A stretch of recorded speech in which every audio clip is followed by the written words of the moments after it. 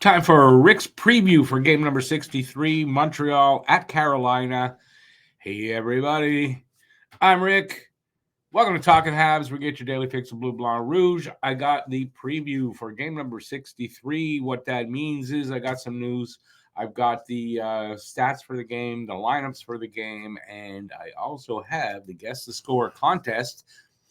If you guess the score of the game and the first goal scorer of the game, and you can pick that guy from either team, if you are the first person in the comments with that guess, and you are in Canada, and you win, you get the $10 prize directly into your bank account via Interact. That's the reason why you got to be in Canada.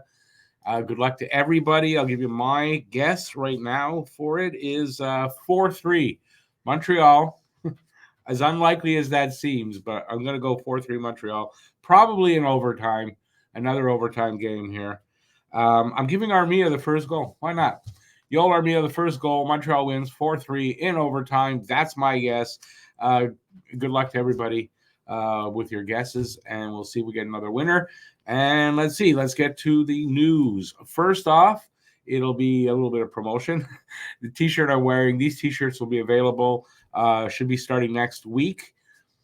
We have 24 that are going to be available. So email me at the email in the description, GMX, talkinghabs@gmx.com. Let me know if you want one, and we'll let you know what the cost is. I don't have the breakdown just yet, but they'll be available. Should be starting next week. There you go. Other good news: Don't Puck with Media is back. We won our appeal, so the channel is back. And starting on Saturday, I believe, I'll be doing the hangout here on Talking Habs. I'll be doing the post game on Don't Puck with Media, and I'll maybe doing a different version of the preview on each channel. We'll see if I can manage that last one. All right, news.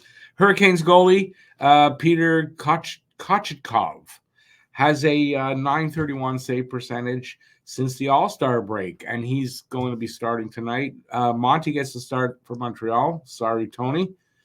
But if the Canes were still interested in Allen, I believe Allen would have gotten the start, right? It would have been a different rotation leading up to this game. And with Kochekov's numbers, he's obviously playing well, and I guess they feel they don't need a goalie to add one because Anderson's supposed to be back soon. The Hurricanes, third-ranked power play. Their power play is ranked third, but it's cooled off as of late. They've scored just 6 power play goals since the midseason break and have scored 3 or less goals overall in 5 of their last 6 games. So that could be good news for Montreal. They also only last played on Saturday, so they've had a lot of rest. Well, a little bit extra than most teams get, right? Montreal played Tuesday. And they lost 5-3 to Winnipeg on Saturday. But maybe they're a little bit rusty. Maybe not. Maybe it's great that they got the rest. Guys get to heal up a little bit. We'll see how that works out for them. In trade news, former Hab, Joel Edmondson, is now a Toronto Maple Leaf. I don't like it. I don't like it. That's the kind of defenseman they needed to go out and get to make them a little better and give them a chance to win a playoff series or two. Seriously, Joel Edmondson was the kind of guy. I'm not saying it's 100% going to work out, but I don't like it. The Capitals retained 50% on Edmondson, and I think Montreal had retained on him as well. So they get him for next to nothing. Toronto sends a third in 2024 they got from the Islanders, and a fifth in 2025 they got from Chicago. So if healthy, which is a key, I mean, he's back, but he seems to be that he's healthy. He helps them, and he's the kind of D they need. I don't like it at all.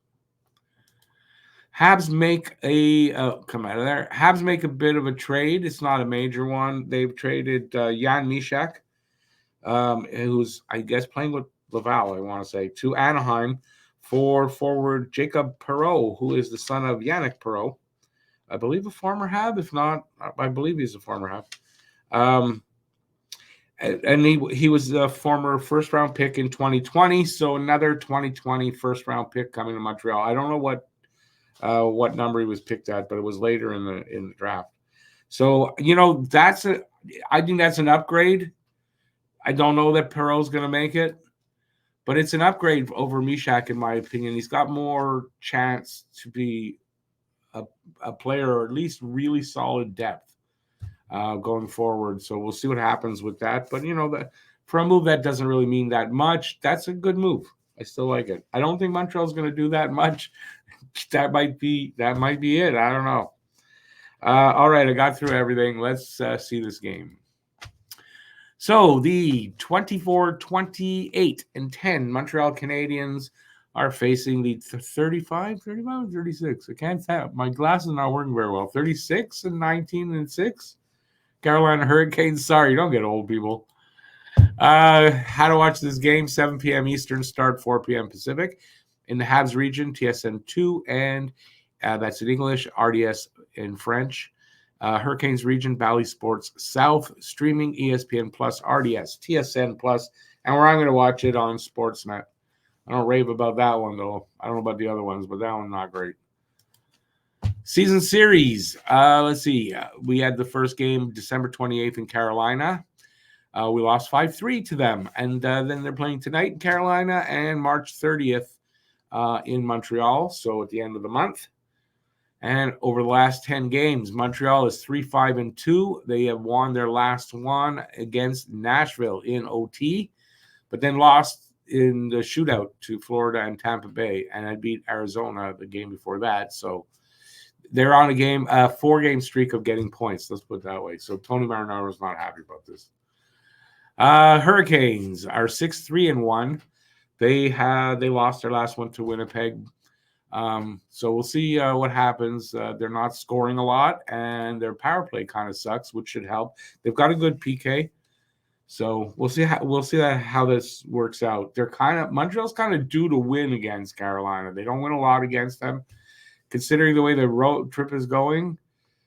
I wouldn't be surprised if it goes to overtime. Does Montreal win? I don't know, but I'm not going to be shocked if they keep it close and they go to overtime. Or Carolina's due for a good game, break out of whatever slump they're in, and stomps all over us. Something like that. Where was I now?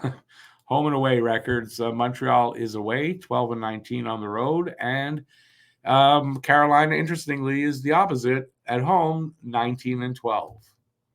So we'll see what happens with that. Atlantic Division, top to bottom, Florida, 90 points, pulling away from Boston, who's next up with 87, Toronto with 80, Detroit with 72, as has Tampa Bay Lightning.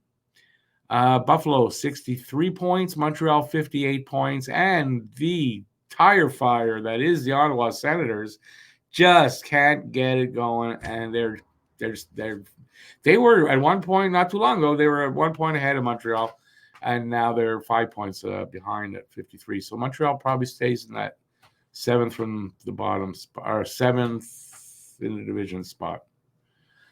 In the NHL, bottom 10, top to bottom, the Devils are in there now, tied with Minnesota at 64, Buffalo 63, Montreal at 58, so they stay in that seventh from the bottom.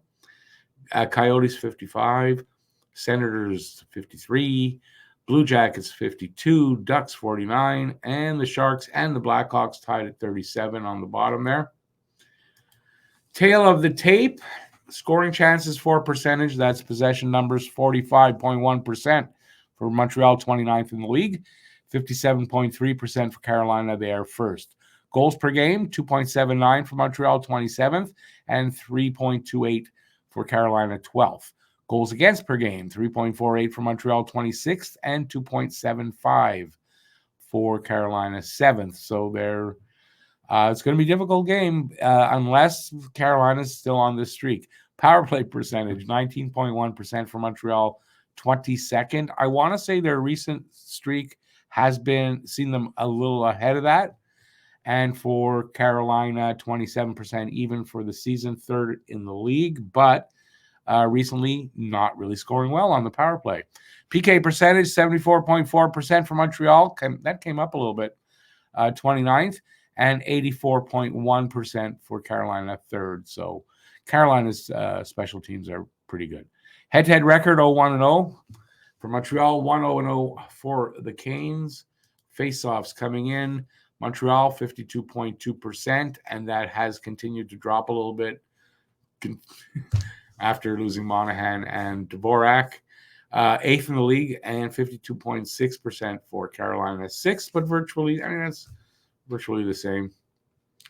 Shots on goal allowed, shots on goal for per game. On the allowed side, 33.2 for Montreal, 25.6 for Carolina, so they give up way less shots. And shots on goal for, 28.4 for Montreal, 32.7 for Carolina, so they're better on both ends of that. Players to watch over the last 5 games. Points, Nick Suzuki has 8. He's on a hell of a streak. I believe it's... is it 12 goals in 15 games? So he's on a hell of a streak. Let's see. Aho, 4 points in that time. Goals, Suzuki with 5. Aho with 3. Assists, Caulfield with 5.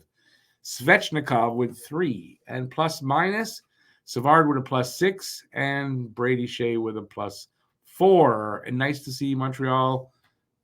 Better numbers all down the line there. Not often you see that, especially against Carolina lately, right? Team leaders in goals, Suzuki with 25, Aho with 24. So Suzuki up on Aho by 1.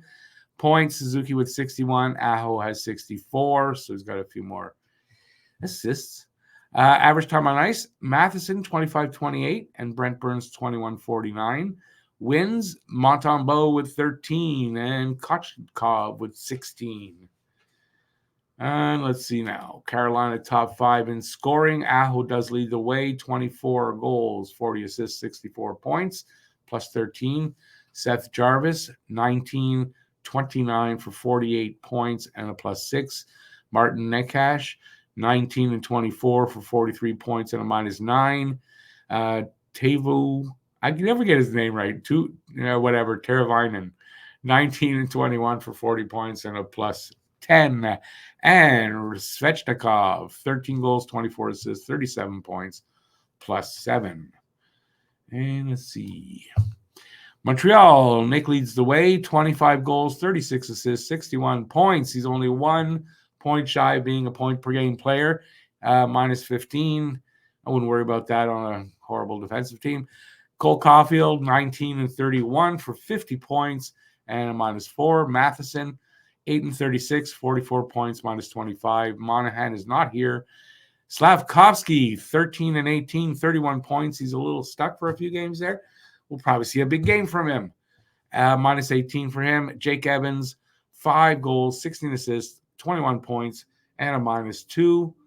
The goalies tonight, we got Monty and Kochetkov. Monty is 13-10-5, 315 goals against, and a 904 save percentage.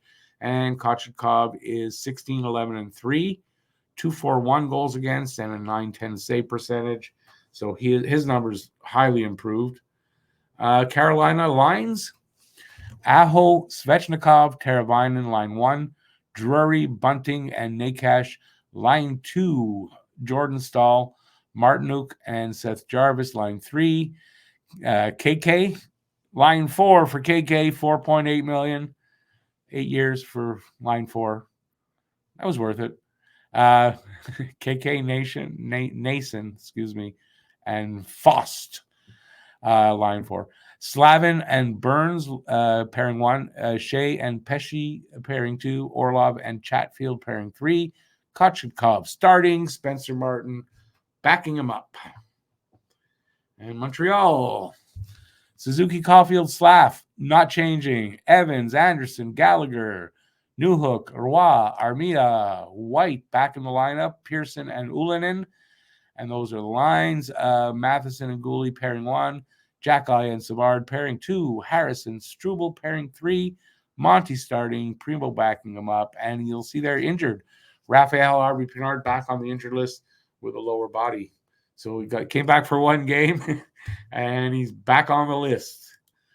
Back on the chain gang. All right, so the game should be interesting. It's a 4-game road trip that they're on. The last game is tonight. They've done well in taking points out of each game. We'll see what happens here. I want them to win. I hate Carolina. I want them to win. I don't care about the position in the draft right now. I'm not worried about it at all. They've only had 4 wins in their last 13 games. It's not a problem. I hope they beat Carolina and beat them good. I'm predicting 4-3, probably going to overtime, so it'll be close if that's what happens, or they're going to kick our ass. It's one of the two, I think. Let's see. That's it. Let me know what you think in the comment section. Give me your guess for the Guess the Score contest. And that's it. I'll see you at game time, 7 o'clock. I will not be streaming it on both channels. Not tonight. I won't ever be streaming on both channels again. Not supposed to do that. But I will be doing the hangout on this channel and the post game on the other channel starting on Saturday. So hopefully you guys will be there. That's it. Thanks for watching. I really appreciate it. Give it a thumbs up. Subscribe if you haven't already. And I'll see you soon. Stay safe. Peace out. And I'll see you soon. Ciao, everybody.